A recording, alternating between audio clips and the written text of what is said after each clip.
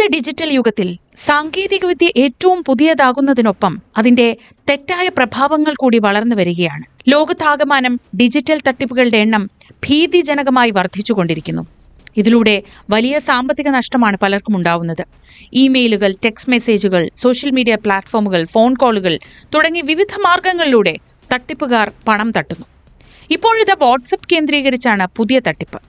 ലോകത്താകമാനമുള്ള ജനങ്ങൾ ഏറ്റവും കൂടുതൽ ഉപയോഗിക്കുന്ന സോഷ്യൽ മീഡിയ പ്ലാറ്റ്ഫോമാണ് വാട്സപ്പ് എന്ന് ഓർക്കണം. വാട്സപ്പ് വഴി എത്തിയ ലളിതമായ ഒരു ചിത്രം പോലും ഉപയോക്താവിന്റെ സ്വകാര്യതയ്ക്ക് വലിയ ഭീഷണിയാകാനിടയുണ്ട്.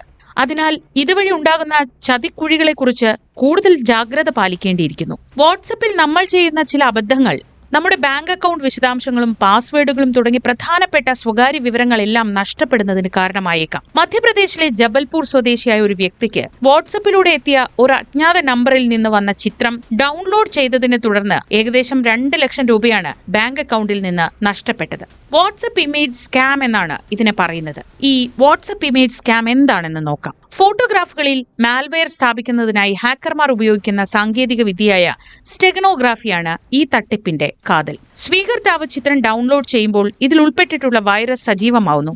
ഫോട്ടോകളിൽ സൂക്ഷ്മമായി ഒരു മാൽവെയർ ഒളിപ്പിച്ച് അതിന്റെ വഴി ഹാക്കർമാർ കണ്ടെത്തുന്ന തരം സാങ്കേതികവിദ്യ. ഉപയോക്താവ് ആ ചിത്രം ഡൗൺലോഡ് ചെയ്ത് തുറക്കുമ്പോൾ തന്നെ ഫോണിന്റെ നിയന്ത്രണം അജ്ഞാതരായ തട്ടിപ്പുകാരുടെ കൈവശം എത്തുന്നു. ഇതിലൂടെ നമ്മുടെ ഫോണിലെ UPI ഐഡികൾ, പാസ്വേഡുകൾ, ബാങ്ക് അക്കൗണ്ട് വിശദാംശങ്ങൾ, സോഷ്യൽ മീഡിയ ലോഗിൻ ഡീറ്റെയിൽസ്, OTPകൾ, മറ്റ് സെൻസിറ്റീവ് വിവരങ്ങൾ എന്നിവയുൾപ്പെടെയുള്ള വ്യക്തിഗത വിവരങ്ങൾ തട്ടിപ്പുകാർക്ക് ലഭിക്കുന്നു. മറ്റുള്ള ഹാക്കിംഗ് രീതികളിൽ വ്യക്തികൾക്ക് മുന്നറിയിപ്പുകളും സംശയജനകമായ ചില നീക്കങ്ങളും ഒക്കെ ഉണ്ടാകാറുണ്ടെങ്കിലും സ്റ്റെഗനോഗ്രാഫിയിൽ അതെല്ലാം ഒഴിവാക്കി ഏറ്റവും സാധാരണമായ ഒരു തരത്തിലും സംശയമില്ലാതെ ഈ ഉപയോക്താവിനെ ആകർഷിക്കാൻ കഴിയുന്ന വാട്സപ്പ് ഇമേജ് എന്ന സാധ്യത ഉപയോഗിക്കുകയാണ്. അതുകൊണ്ട് തന്നെ ഇരകൾക്ക് ഒരു തരത്തിലുമുള്ള സിഗ്നലുകളോ എളുപ്പത്തിൽ തിരിച്ചറിയാവുന്ന ലക്ഷണങ്ങളോ ഒന്നും ലഭിക്കുന്നില്ല.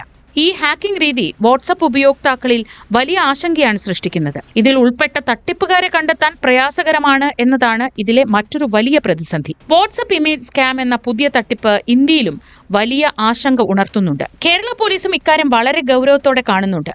വാട്സപ്പിൽ അജ്ഞാത നമ്പറുകളിൽ നിന്ന് വരുന്ന ചിത്രങ്ങൾ, വീഡിയോ ലിങ്കുകൾ എന്നിവയൊന്നും തുറക്കരുതെന്നും മൊബൈലിന്റെ സുരക്ഷാ ക്രമീകരണങ്ങളിൽ ശ്രദ്ധ പുലർത്തണമെന്നും നിർദ്ദേശിച്ചിരിക്കുന്നു.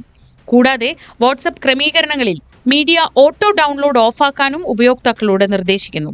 Android, iPhone, desktop WhatsApp web ഉപയോക്താക്കൾക്ക് ഈ ഓപ്ഷനുകൾ ചാറ്റ് ക്രമീകരണങ്ങളിൽ ലഭ്യമാണ്. കൂടാതെ ഫോണിലെ ആന്റിവൈറസ് സോഫ്റ്റ്വെയറും ഓപ്പറേറ്റിംഗ് സിസ്റ്റവും അപ് ടു ഡേറ്റ് ആയി സൂക്ഷ്മത പുലർത്തണം. തട്ടിപ്പിന് ഇരയാകാതിരിക്കാനുള്ള മികച്ച മാർഗം വാട്സപ്പ് അല്ലെങ്കിൽ സാധാരണ SMS അതല്ലെങ്കിൽ മറ്റേതെങ്കിലും പ്ലാറ്റ്ഫോമിൽ അജ്ഞാത നമ്പറിൽ നിന്ന് ലഭിക്കുന്ന ഏതെങ്കിലും ഫോട്ടോ, വീഡിയോ എന്നിവ ഡൗൺലോഡ് ചെയ്യുകയോ ലിങ്കിൽ ക്ലിക്ക് ചെയ്യാതിരിക്കുകയോ ചെയ്യുക എന്നതാണ്. ഇതുവരെ ഇന്ത്യയിൽ വിവിധ സംസ്ഥാനങ്ങളിൽ നിന്നായി നിരവധി കേസുകൾ റിപ്പോർട്ട് ചെയ്തിട്ടുണ്ട്. അതിൽ ഏറ്റവും പുതിയത് യുവാക്കൾ ഉൾപ്പെടെ നിരവധി പേർ ഈ തട്ടിപ്പിനിരയായി എന്നതാണ്. സൈബർ സെക്യൂരിറ്റി വിദഗ്ധർ ഇതിനെ ഫയൽലെസ് മാൽവെയർ ഡെലിവറി എന്ന ടെർമിനോളജി ഉപയോഗിച്ചാണ് പറയുന്നത്. എങ്കിലും ഏറ്റവും കൂടുതൽ ഇരയാകുന്നത് സാധാരണക്കാരാണ്.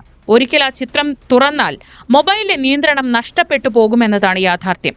ഈ തട്ടിപ്പ് ആഗോളതലത്തിൽ കുപ്രസിദ്ധമായ ഗ്രൂപ്പുകളാൽ നയിക്കപ്പെടുകയാണെന്ന് ചില സൈബർ സുരക്ഷാ റിപ്പോർട്ടുകൾ സൂചിപ്പിക്കുന്നു. പുതിയതായി വന്ന ചില കേസുകളിൽ വാട്സപ്പ് വഴി മാത്രമല്ല ടെലഗ്രാം, ഇൻസ്റ്റഗ്രാം എന്നിവയിലെ ഡിസ്പ്ലേ പിക്ചർ വഴിയും ഈ തട്ടിപ്പ് നടത്തുന്നുണ്ട്. ഇത്തരത്തിൽ ഒരു ചിത്രം ലഭിച്ചാൽ അതിനെ അവഗണിക്കുക. ഒരിക്കലും ഡൗൺലോഡ് ചെയ്യരുത്. ഏതെങ്കിലും കാരണവശാൽ അത് തുറന്നുവെങ്കിൽ ഫോണിന്റെ മൊബൈൽ ഡാറ്റ, വൈഫൈ ഓഫാക്കി പ്രാഥമികമായി ആപ്പ് പെർമിഷനുകൾ റിവ്യൂ ചെയ്ത് ഫോണിൽ സംശയാസ്പദമായ ആപ്ലിക്കേഷനുകൾ തൽക്ഷണം നീക്കം ചെയ്യുകയും അതിനുശേഷം ഒരു പ്രൊഫഷണൽ സൈബർ വിദഗ്ധനെയോ പോലീസിനെയോ സമീപിക്കുകയും ചെയ്യണം.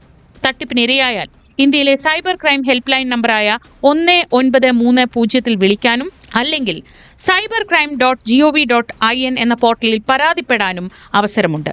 ഈ സമയത്ത് ഇത്തരത്തിൽ വ്യാപകമാവുന്ന തട്ടിപ്പുകൾക്കെതിരെ ഓരോരുത്തരും വ്യക്തിപരമായ ജാഗ്രത പുലർത്തുക എന്നതാണ് ഏറ്റവും പ്രധാനപ്പെട്ടത്. സൈബർ ലോകത്ത് നമ്മുടെ സുരക്ഷ മറ്റാരുടെയോ സർക്കാർ സംവിധാനങ്ങളുടെയോ ഉത്തരവാദിത്വമല്ല, അത് നമ്മളുടെ മാത്രം ഉത്തരവാദിത്വമാണ്.